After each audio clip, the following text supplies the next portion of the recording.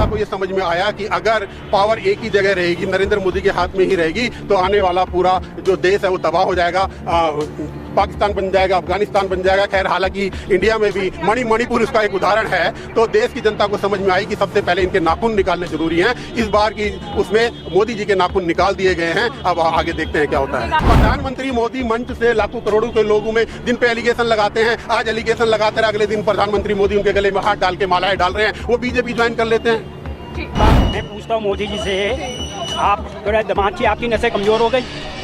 आप कहते हो लंबी उम्र में प्रधानमंत्री मांग रहे हैं कि इस्तीफा दे देना चाहिए सीएम को। तो काम ही यही है। अब केजरीवाल जी के ऊपर सीबीआई ने बोल दिया ना भाई, ये तुमने साइन नहीं करने, वो नहीं करने, इनको बहाना मिल गया। राष्ट्रपति शासन करो, राष्ट्रपति शासन लागू करो। ये तो कोई ना कोई बहाना ढूंढते हैं और बस कि केजरीवाल किसी तरह हट जाए।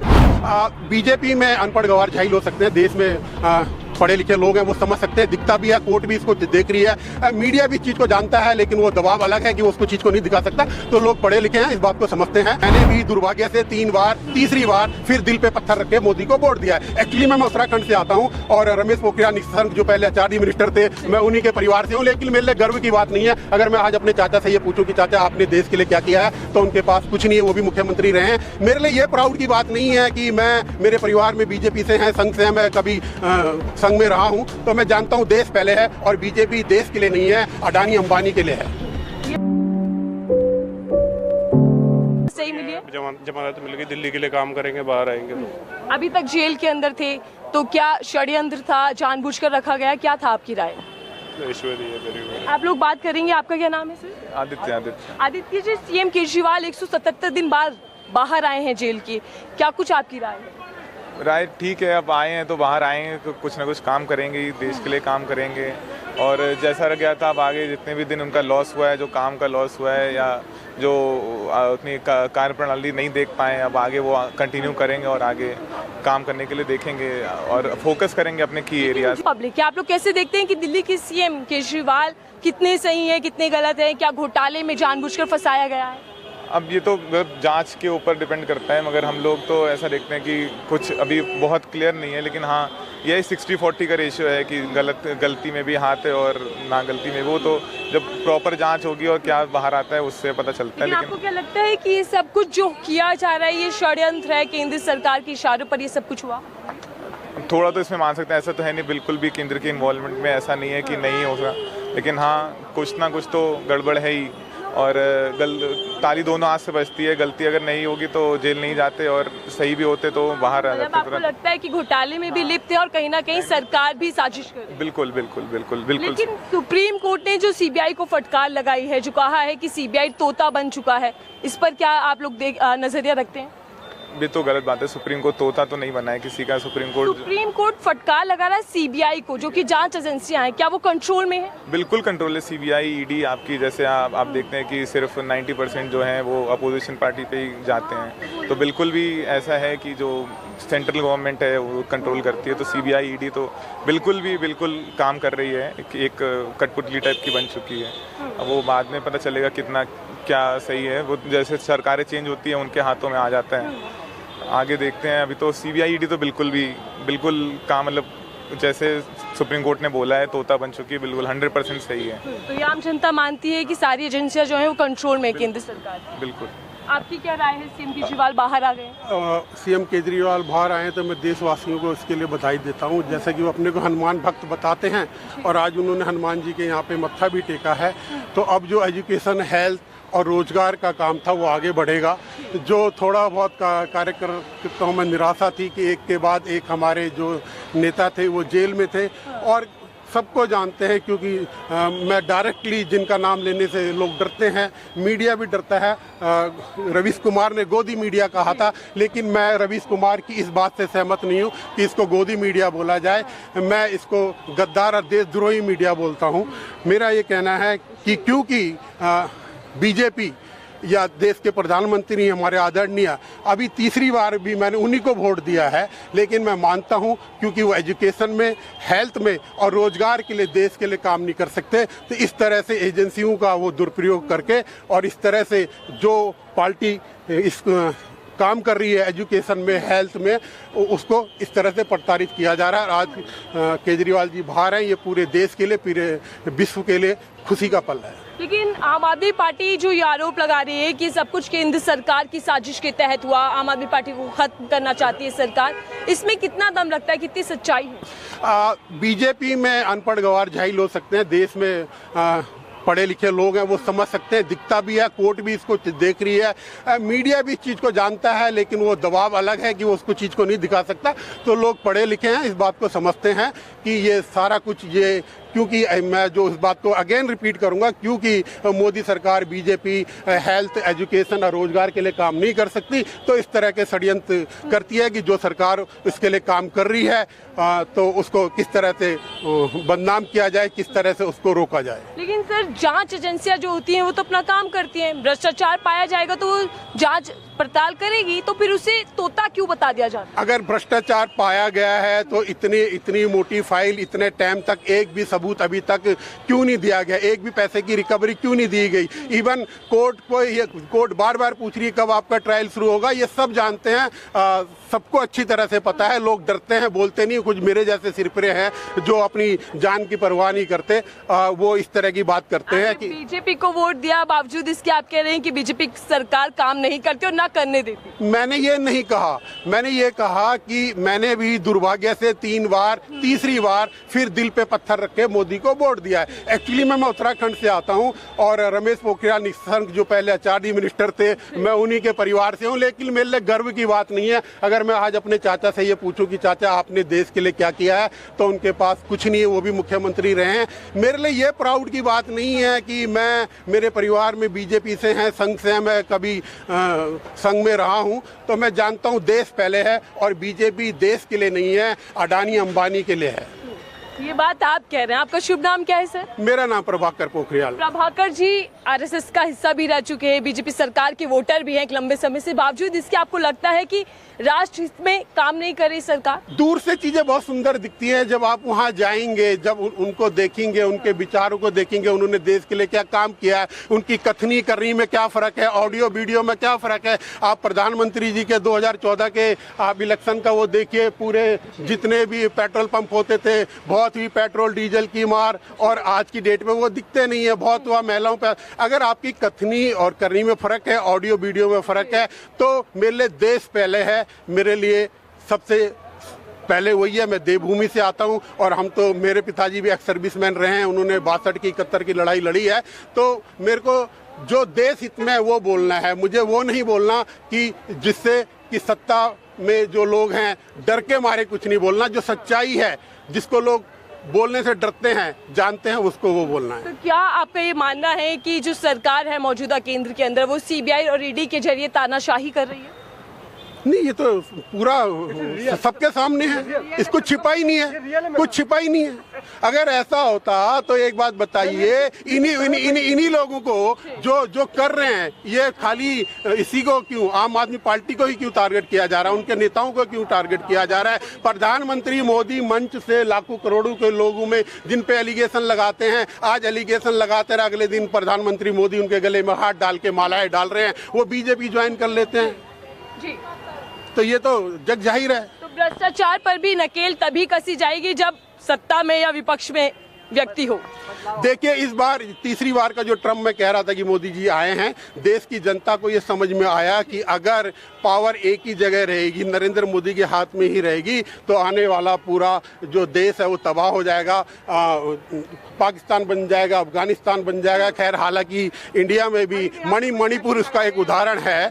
तो देश की जनता को समझ में आई कि सबसे पहले इनके नाखून निकालने जरूरी हैं। इस बार की उसमें मोदी जी के नाखून निकाल दिए गए हैं, अब आगे देखते हैं क्या होता है। आपके पास में आ रहे हो, आपकी क्या राय है? तानाशाह के आरोप लगते हैं केंद्र सरकार पर, और ईडी सीबीआई को तोता बना लिया, ये भी कहा जाता है। मैं आपको एक बात बोलूं, ये तानाशाह की हार है, ये बीजेपी की हार है, ये बीजेपी की हार है मैम। ये एक मतलब कि हम आम लोगों की जीत है, आज बीजेपी की हार है। जो एक तानाशाही थी मैम, उसकी हार हो चुकी है, ठीक है, वो लोग हार चुके हैं, उन लोगों का सिस्टम खत्म हो चुका है। आज केजरीवाल जी बाहर हैं, मैं आपके पास इतना बोलना चाहूंगा कि आज ये बीजेपी की हार है, ठीक है, ये तानाशाही की हार है। मतलब जो लोग मतलब तानाशाही कर अपने दिखा रहे थे, जो अपने कर रहे थे, ये मैम उनकी हार है। लेकिन सीबीआई ने क्या बिना जरूरत के सीएम केजरीवाल को अंदर रखा, गिरफ्तारी में रखा? ये जो सुप्रीम कोर्ट भी टिप्पणी कर, ये मैम एक षड्यंत्र था, ये षड्यंत्र आज खत्म हो चुका है। ये षड्यंत्र आज खत्म हो चुका है मैम। आज केजरीवाल जी बाहर है, सत्य आज बाहर है, सत्य की आज जीत हुई है। एंड इस चीज को बीजेपी अब ये चीज किसी बीजेपी वाले से अगर पूछो मतलब कि वो आपको क्या बोलने वाला है, ये बीजेपी की हार है। ये उस तानाशाही की हार है जिस तानाशाही ने मतलब इतने दिन तक मतलब हमारे केजरीवाल को मतलब कि इतनी बुरे षड्यंत्र में उनको फंसाया, अब तक उनको अंदर रखा। बट ये मैं बस आपसे बोलना चाहूंगा कि ये बीजेपी की हार है, ये सत्य की जीत है। जेल मिल गई तो क्या लगता है कि जो लोकतंत्र की गरिमा है वो कायम है, लोकतंत्र अभी भी जीवित है? हाँ मैम, आई थिंक लोकतंत्र अभी तक कायम है। लेकिन ये आरोप लगते रहे कि लोकतंत्र पर खतरा है, केंद्र सरकार लोकतंत्र खत्म करना चाहती है। ये लोकतंत्र की जीत है। आज केजरीवाल जी बाहर है, ये लोकतंत्र की जीत है मैम। लेकिन इससे इमेज खराब नहीं हुई कि उनके लंबे समय से आरोप लगते रहे और जेल के अंदर रहकर आए हैं? ये सिर्फ लोगों की सोच है, ये सिर्फ बीजेपी वालों की सोच है कि उनकी इमेज खराब करने के लिए जो उन लोगों ने षड्यंत्र रचा था वो आज खत्म हो चुका है। आज केजरीवाल जी बाहर है एंड मैं आपसे ये बोलना चाहूँगा कि आज सत्य की जीत हो चुकी है। ठीक है। ईडी और सीबीआई, सुप्रीम कोर्ट बड़ी कड़ी फटकार लगा रहा है, आपकी राय क्या है? ईडी सीबीआई तोता है, और अगर तोता है तो मास्टर कौन है उसके? उनके पीछे मास्टर बीजेपी वाले हैं। मिस्टर मोदी ओनली सिर्फ मोदी जी हैं, लेकिन मैं नाम ले लेती हूँ, है मोदी जी है। देखो केजरीवाल जी जैसा कोई आदमी नहीं है। हमने जितना केजरीवाल जी को देखा है ना, एक तरह से गरीबों के मिसिया हैं। आज तक मेरी लाइफ में मैं 64 साल की हूँ, कितने राजनेता आए लेकिन किसी ने दुनिया का भला नहीं किया जितना केजरीवाल जी ने किया है। किसी ने नहीं किया। मोदी जी तो जो कभी आधार कार्ड कराओ, कभी एक आदमी फालतू घर में होना चाहिए जो सारा दिन आधार कार्ड और पैन कार्ड जोड़ता रहे। मोदी जी तो इन कामों के लिए, और कोई काम के लिए नहीं मोदी जी। तो सुप्रीम कोर्ट ने कहा है कि सीबीआई को जो अपने ऊपर धारणा बन चुकी है लोगों की, उसको दूर करना होगा, कोशिश करना होगा कि वो निष्पक्ष तरीके से जांच करे। क्या इस फटकार से सबक लेगी सीबीआई और मोदी जी को? जब बीजेपी वालों को शर्म ही नहीं है तो उसका इलाज कोई नहीं है।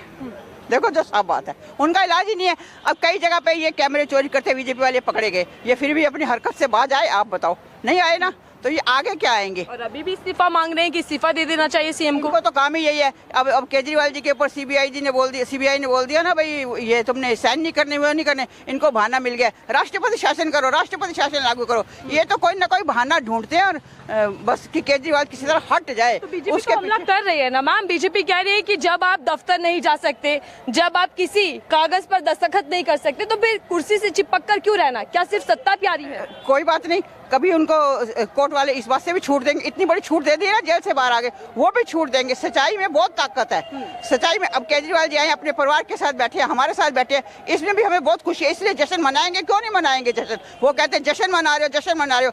जेल में बंद है, किस बात का? जेल से बाहर कोई भी आता है तो जश्न तो मनाया ही जाता है। बीजेपी वाले को कोई काम नहीं है, सारा दिन यही काम है, सारा दिन रात यही काम है। आम आदमी पार्टी को उल्टा सीधा कहना। जमानत मिली है वो भी कंडीशन के साथ, बरी तो नहीं हुए, बाइज्जत बाहर तो नहीं आए ना, अभी आरोप सिद्ध होने हैं। ये भी हो जाएगा, बरी भी हो जाएंगे। जब ये काम होगा तो वो भी हो जाएगा। उनके साथ शराब घोटाला है, सब कुछ षड्यंत्र, सब कुछ। हमें भी इतनी देर से होगी केजरीवाल जी को देखते, हमने कोई बेईमानी करते नहीं देखा।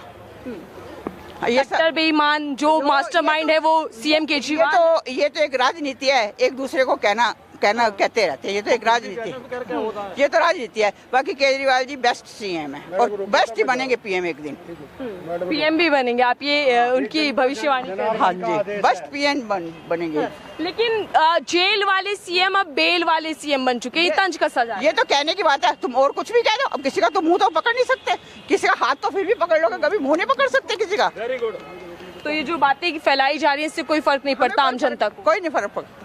आम जनता इस रिहाई को कैसे देख रहे हैं? रिहा जो हुए हैं सही हुए? पब्लिक बहुत खुश है, दिन रात पब्लिक खुश है, किसी को कोई एतराज नहीं है। सब पब्लिक कहती थी कि मैं तो, मेरी आंख में भी दर्द है, मैं सुबह उठ के फोन के ऊपर यही देखती थी केजरीवाल जी कब बाहर आएंगे, केजरीवाल जी ने खाना खाया कि नहीं खाया। मैं तो केजरीवाल से बहुत प्यार करती हूँ, मेरे तो भाई साहब हैं। और अब बाहर आ गए तो कितनी खुशी? बहुत खुशी है मुझे, दिन रात खुशी है। आज भी देखो मेरी आंखों में, मैंने दवाई बैठ के यहीं डाली है, मैं फिर भी यहीं पे आई हूँ। मतलब आंखों में तकलीफ है, बावजूद इसके आप यहाँ आई हैं क्योंकि सीएम यहाँ दर्शन करने आए थे हनुमान मंदिर। बहुत प्यार है केजरीवाल जी। राजनीति करते हैं, हर मुद्दे पर जब वो फंस जाते हैं तो ये आरोप लगा देते हैं कि तो केंद्र सरकार कर रही है, तो मोदी जी बीजेपी वाले को रात दिन काम ही यही है, कोई ना कोई ढूंढना। घर में भी 5 आदमी बात करते हैं तो एक आदमी के मुंह से गलत निकल जाता है। बीजेपी जो 4 बातें सही है उनको नहीं पकड़ेगी, जो एक बात गलत है ना उसको फटाफट कर ले। पता नहीं आप दिन रात पता नहीं क्या गोपाले करती है क्या नहीं करती, अपने तो उनको दिखाई नहीं देते। मैडम मेरा मकान था घर का, मैं एक बीजेपी वाले हाथों से बर्बाद हुई हूँ, लेकिन मैं नाम नहीं लूंगी। चले, मतलब आपकी भी अपनी कहानी है। तो आपको लगता है कि केंद्र सरकार दिल्ली की सरकार को काम नहीं करने देती? आज अगर बीजेपी का राज आ गया ना तो यहाँ पे समझ लो कोई कुछ नहीं कर सकता। चलिए जी सर। मैं ये कह रहा था, जैसे माता जी कह रही थी कि आज उनको तकलीफ है, उसके बाद भी वो आए थे यहाँ क्योंकि सीएम साहब आए हैं। मैं आपको दिखा दूं, मैंने बताया था मेरा नाम प्रभाकर पोखरियाल है। तो कल जैसे ही मुझे खबर मिली कि हमारे लोकप्रिय सीएम को जमानत मिल गई तो मैं ब्लड देने गया। मैं ब्लड दे के आ रहा हूँ और साथ में अपने एक दोस्त को भी लेके गया। तो लोग अपनी अलग अलग तरीके हैं अपनी भावनाओं को व्यक्त करने के। और जहाँ तक आरोप की बात है कि बीजेपी का इतिहास उठा के देख लीजिए, चाहे वो पहले भी रहा हो, आज़ादी में अगर आज की डेट में उनसे पूछा जाए आपका क्या योगदान है तो कुछ नहीं है।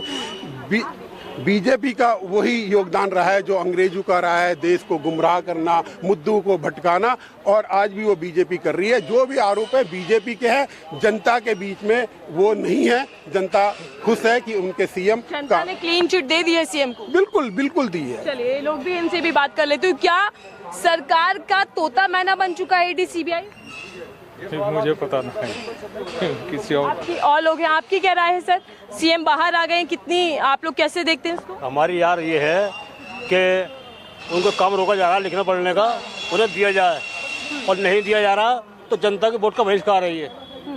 अच्छा, जो कंडीशनल बेल मिली है उसको भी लेकर आपको आपत्ति है कि रोका टोकी नहीं होनी चाहिए? बिल्कुल बिल्कुल, काम होना चाहिए, सहन करना चाहिए, उन्हें अपना काम करना चाहिए कि जनता ने उन्हें सुना है और जनता के वोट का बहिष्कार है जो करना काम नहीं करने दिया जा रहा।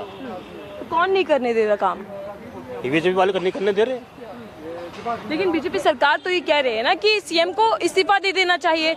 ये क्या जबरदस्ती है कि जेल से सरकार चलाएंगे और अब बेल मिल गई तो अब भी हम सरकार चलाएंगे? कोई अधिकार नहीं है बावजूद इसके आपको कुर्सी प्यारी है।